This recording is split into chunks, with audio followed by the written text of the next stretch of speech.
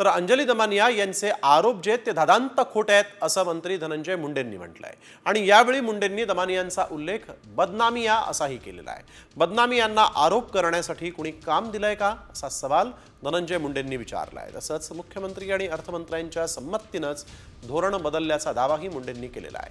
मुंडेंनी बदनामिया ऐवजी पुराविया असं म्हणायला हवं होतं असा पलटवार मग दमानिया यांनी केलेला आहे। तसंच मुंडेंवरील या आरोपांची SIT चौकशी करा असं आव्हान दमानियांनी सरकारला दिलेलं आहे।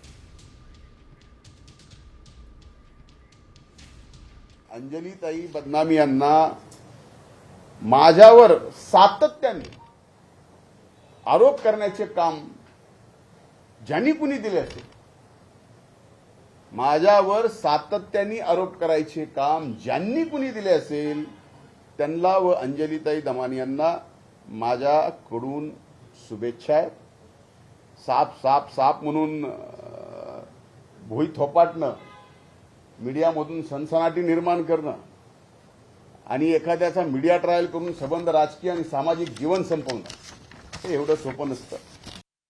दमानिया नाही तर काय म्हणाले ते बदनामिया तर खरं तर त्यांनी पुराविया असं म्हटलं असतं तर ठीक आहे, पण बदनाम लोकांना जर त्यांचे पुरावे मी देत असेल तर मला कुठलंही नाव चालेल। सगळ्यात मोठा लाभार्थी याचा होता माननीय धनंजय मुंडे यांच्या लाभासाठी हे सगळं टेंडर प्रोसेस एक फ्रॉड आहे आणि मी चॅलेंज करते याच्यावर SIT बसवावी। मी येईन आणि SIT पुढे डिपोज करेन।